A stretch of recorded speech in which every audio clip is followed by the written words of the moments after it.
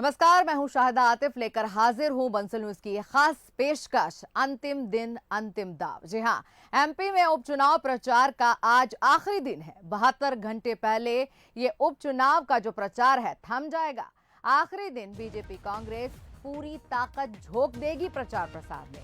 चुनावी रण में प्रचार करते दिखेंगे कई दिग्गज और प्रचार थमने के बाद घर घर जाकर जनसंपर्क कर सकेंगे ये दिग्गज। 30 अक्टूबर को मतदान होगा और 2 नवंबर को मतगणना होगी। आपको बता दें कि 1 लोकसभा और 3 विधानसभा के लिए ये उपचुनाव हो रहा है, मतदान होगा और चुनाव आयोग ने इसकी पूरी तैयारी कर ली है। मतदान स्थलों की अगर बात की जाए तो सुरक्षा के कड़े इंतजामात कर लिए गए हैं। तो ये आखिरी मौका है, आखिरी दांव है कि मतदाताओं को कैसे लुभाया जाए, उनको किस तरीके से अपनी तरफ खींचा जाए। तो 72 घंटे पहले थम जाएगा उपचुनाव का ये प्रचार प्रसार और इसके बाद सिर्फ डोर टू डोर कैंपेन के लिए उतरेंगे ये दिग्गज और इसके अलावा नई तकनीक का इस्तेमाल भी किया जाएगा। तो एमपी में उपचुनाव प्रचार का आज आखिरी दिन है। 30 तारीख को जो है मतदान होगा और 2 नवंबर को मतगणना होगी। तो ये कुछ जो घंटे बचे हैं, ऐसे में बीजेपी और कांग्रेस दोनों ही पार्टियां अपनी जोर आजमाइश में लगी हुई हैं। 4 तस्वीरें इस वक्त हम आपको दिखा रहे हैं। रैगांव पृथ्वीपुर में धुआंधार सभा कर रहे हैं सीएम शिवराज सिंह चौहान। वहीं बीजेपी प्रदेश अध्यक्ष वीडी शर्मा की भी हम आपको तस्वीरें दिखा रहे हैं। रैगांव पृथ्वीपुर में ये भी सीएम के साथ ही मौजूद हैं और लगातार यहां पर भी रैलियां निकाली जा रही हैं। नीचे की 2 तस्वीरें इस वक्त हम आपको दिखा रहे हैं जब पीसीसी चीफ कमलनाथ और सचिन पायलट आज ये भी खंडवा बड़वाह में सभा करने वाले हैं।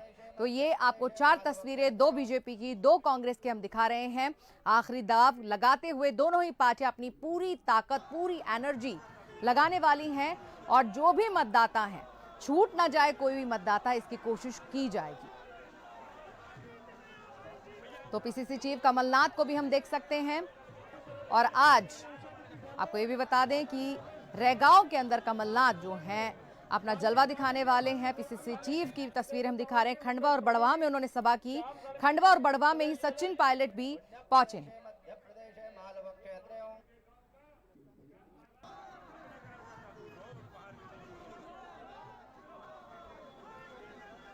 तो आपको बता दें कि रैगांव पृथ्वीपुर में सभा है सीएम शिवराज सिंह चौहान की और बीजेपी प्रदेश अध्यक्ष वीडी शर्मा भी नजर आ रहे हैं। रैगांव पृथ्वीपुर की तस्वीरें इस वक्त हम आपको दिखा रहे हैं जब उन्होंने ये यात्रा निकाली।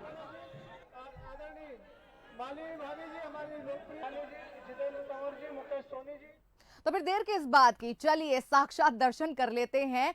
चुनावी माहौल क्या चल रहा है ये देखने के लिए हम पहुंचते हैं सबसे पहले रैगांव, जहां पर हमारे एग्जीक्यूटिव एडिटर पहुंचे हुए हैं मनोज सैनी। उनके पास सीधे चलते हैं और बात करते हैं। मनोज जी, क्या कुछ वहां पर माहौल चल रहा है, क्योंकि बहुत कम वक्त बचा है और कुछ ही घंटे के अंदर पूरी ताकत दोनों पार्टियां लगा देंगी। और साथ ही साथ हमें यह भी बताइएगा कि जब ये वक्त खत्म हो जाएगा प्रचार प्रसार का तो बात की भी स्ट्रैटेजी तैयार होगी इनकी। क्या कुछ आपके पास खबर है?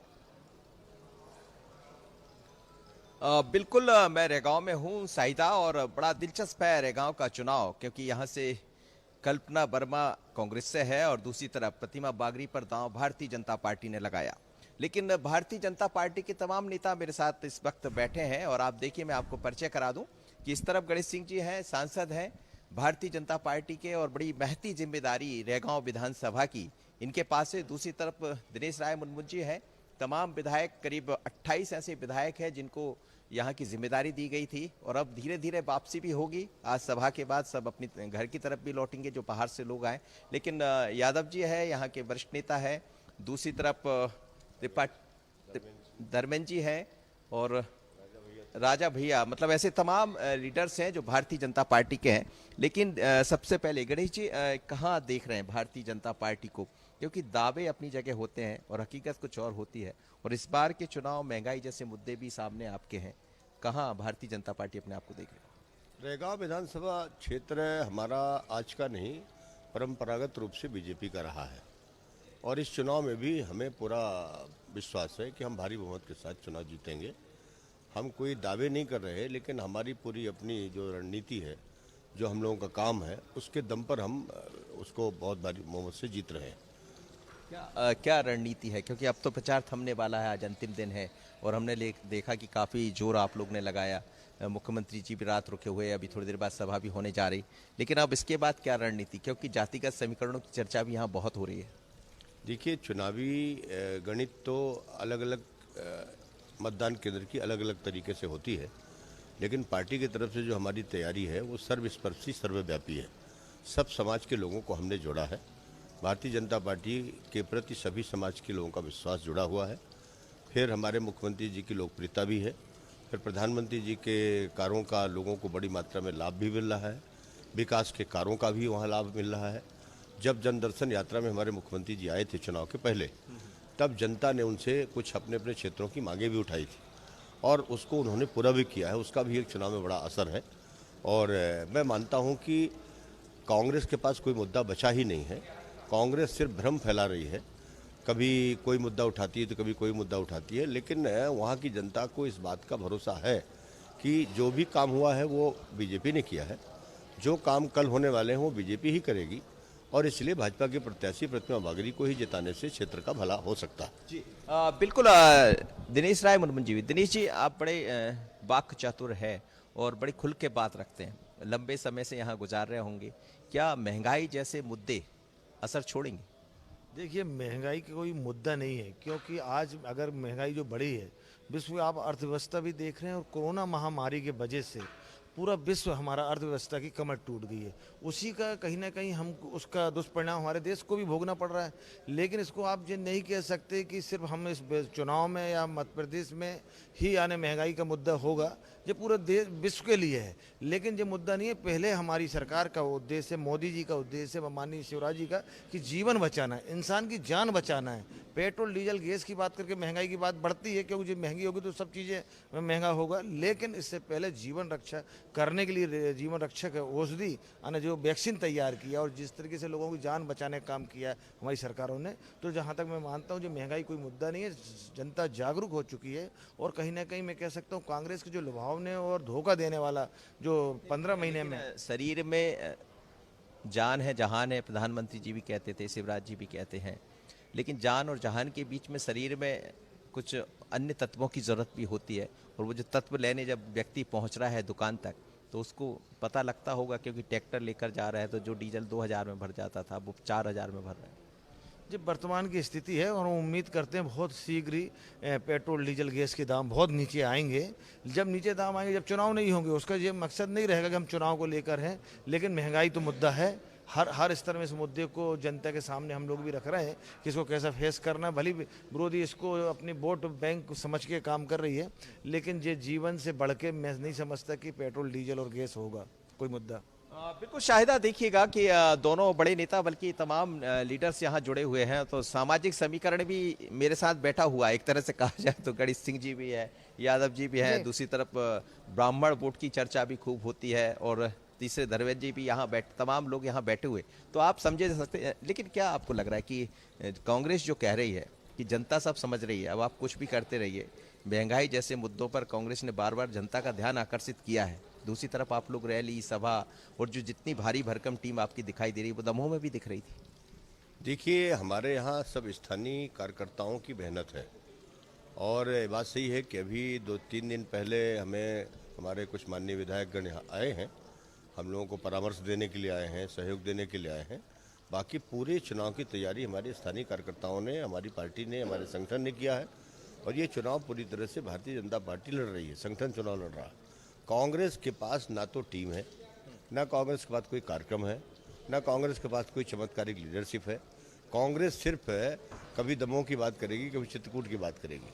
वहाँ पर कोई एक एक्सीडेंट हुआ है और उसके चलते वो उसी कहानी बता रहे हैं। कांग्रेस के पास दरअसल क्या है, कुछ भी कहने लायक बचा नहीं। 15 महीने में कमलनाथ जी जब मुख्यमंत्री थे तो सबसे पहले तो किसानों की योजना बंद किया, फिर गरीब कल्याण की योजनाएं बंद कर दिया, फिर माता बहनों की योजनाएं बंद कर दिया, डेवलपमेंट के नाम पर एक पैसा नहीं दिया। और इस बात का गुस्सा आज भी लोगों को है। लोग प्रमाण पत्र लिए घूम रहे हैं, कह रहे थे हमारे खाते में पैसा नहीं आया, वही कह रहे थे हम किसान कर्जा माफ कर चुके हैं। किस मुंह से ये वोट मांग रहे हैं? जनता इनसे सवाल पूछ रही है। लोगों को गुस्सा महंगाई को लेकर भी है। महंगाई कोई इशू नहीं है, महंगाई कोई इशू नहीं है। मैं बता रहा हूँ, ये इंटरनेशनल मार्केट का कोविड के कारण जो मार्केट फ्लक्चुएट हो रहा है वो उसकी वजह है, और कोई इसमें कोई कारण नहीं है।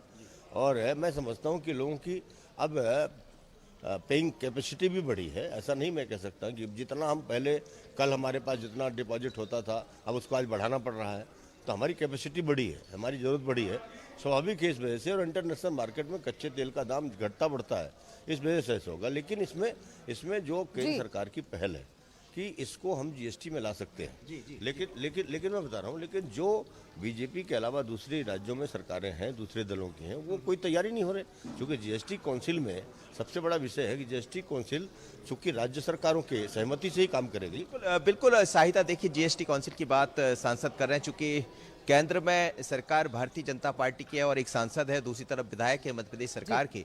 पर ऐसे तमाम लीडर्स यहाँ बैठे हुए, पर समझा जा सकता है कि रेगांव का चुनाव बड़ा महत्वपूर्ण है, क्योंकि कांग्रेस अपने एक अलग तरह की रणनीति पर काम कर रही है और भारतीय जनता पार्टी की रणनीति अलग है। अब रणनीति आज प्रचार के अलावा भी दिखाई देगी, कैसी होगी, क्या होगी, ये हम समझ सकते हैं। हर बात पर चर्चा नहीं हो सकती, लेकिन ये समझा जा रहा है कि रेगांव का जो चुनाव है वो दिलचस्पी है और दोनों के लिए चिंता का विषय। मनोज जी, आपका धन्यवाद हमें तमाम ये जानकारी देने के लिए और इन सबसे बातचीत करवाने के लिए। खैर, अंतिम दाव तो है ही, लेकिन बहुत जरूरी बात ये भी है कि अलग अलग जगह पर अलग अलग पार्टी का जोर भी देखने को मिल रहा है। चलिए अब आपको लिए चलते हैं सीधे पृथ्वीपुर, जहां पर हमारे संवाददाता भूपेंद्र सिंह हमारे साथ जुड़ गए हैं और उनसे भी हम बातचीत कर लेते हैं और जान लेते हैं कि पृथ्वीपुर का क्या हाल है। भूपेंद्र, हम आपसे सबसे पहले यही जानना चाहते हैं, पृथ्वीपुर की अगर बात करें तो यहाँ पर नितेंद्र राठौर का दबदबा ज्यादा है और कांग्रेस के लिए ये ज्यादा मजबूत जो है सीट मानी जाती है। ऐसे में बीजेपी के लिए कितना चैलेंजिंग रहने वाली है ये सीट, आपके पास क्या कुछ जानकारी है? जी बिल्कुल, मैं आपको बताना चाहूंगा कि ये जो विधानसभा सीट में उपचुनाव हो रहा है वो स्वर्गीय बृजेंद्र सिंह राठौर के निधन के बाद हो रहा है। तो ऐसे में अगर माना जाए तो बृजेंद्र सिंह राठौर कांग्रेस के बड़े नेताओं में। तो हम आपको लगातार ये खबर बता रहे हैं कि अगर बात करें अलग अलग सीटों की तो अलग अलग पार्टी का दबदबा नजर आता है। बीजेपी पूरी जोर शोर से जो है उतरी हुई है मैदान में और अपने मुद्दों के साथ अपने पूरे प्रोटोकॉल्स को फॉलो करते हुए बीजेपी पूरा जोर लगा रही है। वहीं कांग्रेस भी लगातार विकास के मुद्दों को उठा रही है, महंगाई के मुद्दों को उठा रही है और ऐसे में कोशिश यही की जा रही है कि जनता को अपनी तरफ कैसे खींचा जाए। और चलिए भूपेंद्र के पास हम एक बार फिर से चलते हैं और उनसे भी जान लेते हैं कि क्या कुछ हाल चल रहा है। जी भूपेंद्र, एक बार फिर से हमें जानकारी दीजिए, क्या कुछ है आपके पास? जी बिल्कुल, मैं आपको बताना चाहूंगा कि आज इस सीट की संवेदनशीलता को लेकर आप मुख्यमंत्री जी की आप खुद समझ सकते हैं कि 7वीं बार लगातार मुख्यमंत्री पृथ्वीपुर विधानसभा क्षेत्र के विभिन्न जगह पे पहुंचे। उन्होंने विभिन्न रैलियां की हैं, विभिन्न सभाएं की हैं और आज भी अंतिम दिन मुख्यमंत्री शिवराज सिंह जी चौहान यहाँ पहुंच रहे हैं। जैसा कि आप देख रहे हैं यहाँ पे तैयारियां भी है। उनके साथ साथ लगभग 1 दर्जन मंत्री और बड़ी संख्या में विधायक भी यहाँ पहुंचेंगे। और सबसे बड़ी बात यह कि पृथ्वीपुर विधानसभा में लगातार जो है 1 दर्जन से अधिक मंत्री कैंपेनिंग चलाते रहे, विधायक कैंपेनिंग चलाते रहे। स्वयं प्रदेश अध्यक्ष ने भी 3 बार यहाँ दौरे किए हैं, आज भी पहुंच रहे हैं। इसके पहले मुख्यमंत्री 6 बार यहाँ पे सभाएं ले चुके हैं। प्रदेश अध्यक्ष ने स्वयं ही पृथ्वीपुर नगर में एक रैली भी निकाली थी। तो निश्चित तौर पे चैलेंजिंग सीट के रूप में बीजेपी पृथ्वीपुर विधानसभा को ले रही है। जी भूपेंद्र जी, तो लगातार वो हमें जानकारी दे रहे हैं हमारे संवाददाता भूपेंद्र सिंह, जो कि पृथ्वीपुर से हमारे साथ बने हुए हैं। उनका यही कहना है कि जो कांग्रेस के प्रत्याशी हैं उनका है दबदबा, लेकिन बीजेपी यहां पर कोई कोर कसर नहीं छोड़ रही है।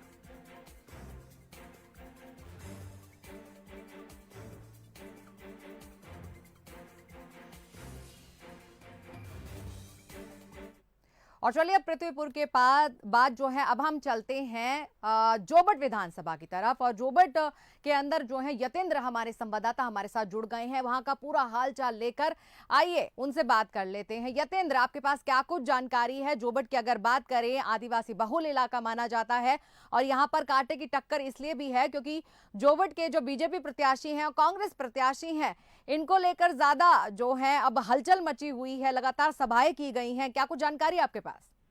जी जवाब बताना चाहूंगा। अलीराजपुर के जोबट विधानसभा की बात करें तो हम लोग कांग्रेस और बीजेपी में काफी अच्छी टक्कर मानी गई है, जबकि यहाँ पे सीएम शिवराज सिंह ने लगभग 5 सभाएं कर चुके हैं यहाँ पे, और रोड शो भी कर चुके हैं। साथ ही यहाँ पे विगत 20 दिन से चुनाव की तारीख डिक्लेयर हुई है, उस दिन से यहाँ पे लगातार मध्य प्रदेश प्रशासन के जो कैबिनेट के मंत्री हैं, लगभग 5 से 7 मंत्री यहाँ पे डेरा डाले हुए हैं और इस चुनाव को पूरी तरह से सफल बनाने में लगे हुए हैं। और सुलोचना रावत की बात करें तो जैसे कांग्रेस से वह आई है, तो उसके बाद कहीं ना कहीं बीजेपी का संतुष्ट था, लेकिन कहीं ना कहीं सीएम और विजय शर्मा और इन लोगों ने यहाँ पर आकर, और मंत्री लोगों ने आकर कहीं ना कहीं बीजेपी के जो कार्यकर्ता हैं उन लोगों को सबको संतुष्ट कर दिया। अब इस बात ये है कि सभी कार्यकर्ता एकजुट होकर एक ताकत से काम कर रहे हैं, और कहीं ना कहीं टक्कर बहुत है। उसे जहां पर देखा जाए तो कांग्रेस की बात करें तो महेश पटेल जो हैं,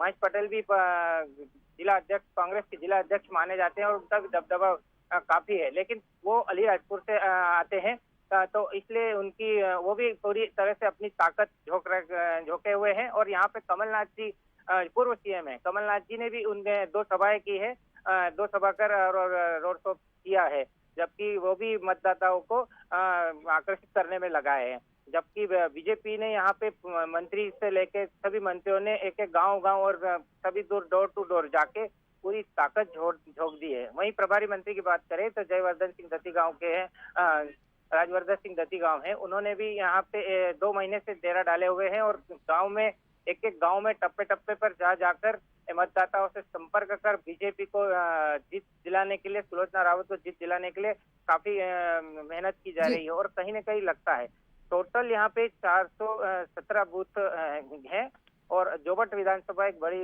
विधानसभा मानते हैं, जो आज झावा का भी एरिया का आता है उसमें थोड़ा बहुत, और अलीराजपुर जिले का भी एरिया आता है। जी साहब।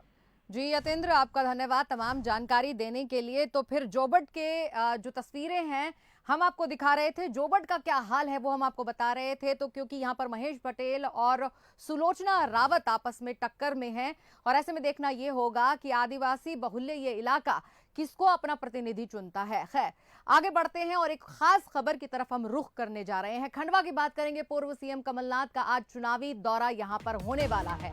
चुनावी सभा को संबोधित करेंगे कमलनाथ। कांग्रेस प्रत्याशी राज नारायण सिंह के समर्थन में जनसभा करेंगे।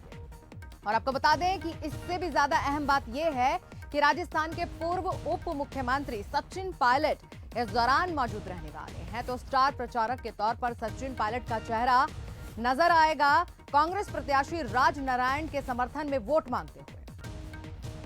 आपको बता दें ये दौरा काफी अहम माना जा रहा है। खंडवा के अंदर पूर्व सीएम कमलनाथ आज चुनावी दौरा करने वाले हैं, चुनावी सभा को संबोधित करने वाले हैं। तो खंडवा की ये जो सीट है बहुत अहम है, क्योंकि लोकसभा की सीट है, और ऐसे में राज नारायण सिंह के पक्ष में वोट मांगने के लिए मैदान में उतर रहे हैं कमलनाथ। साथ उनका देंगे राजस्थान के उप मुख्यमंत्री पूर्व सचिन पायलट।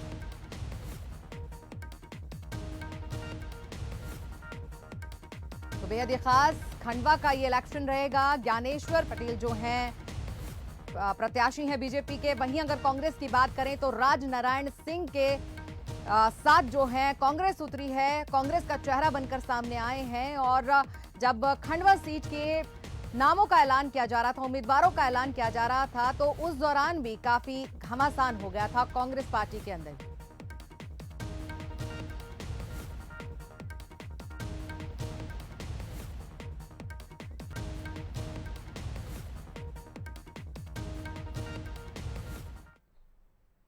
तो अगर गुज्जर वोटों की बात की जाए तो इसी को साधने के लिए सचिन पायलट जो हैं वो पहुंच रहे हैं खंडवा, और यहां पर वो जनसभा को संबोधित करेंगे। और सचिन पायलट के खंडवा के इसी दौरे पर नरोत्तम मिश्रा का तंज भी सामने आया है।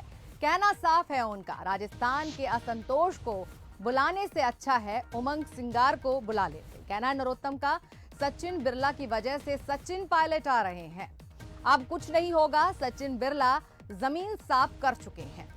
आपको हम ये भी एक बार फिर से बता देते हैं कि अभी कुछ दिन पहले ही जो सचिन बिरला हैं वो बीजेपी में आ गए हैं अपने सैकड़ों 200 समर्थकों के साथ। 200 जो कांग्रेस के कार्यकर्ता हैं अब कल ही वो शामिल हुए हैं बीजेपी पार्टी में।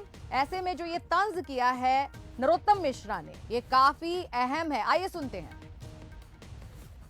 राजस्थान के असंतुष्ट को बुलाने से तो अच्छा था कि मध्य प्रदेश के असंतुष्ट उमंग सिंगार को ही बुला लेते। वो बगल में ही रहते हैं अलीराजपुर झाबुआ के, लेकिन उनकी चिंता नहीं है। वहां से सचिन बिरला के कारण सचिन पायलट आ रहे हैं। अब कुछ नहीं होगा, जमीन तो सचिन बिरला साफ कर चुके।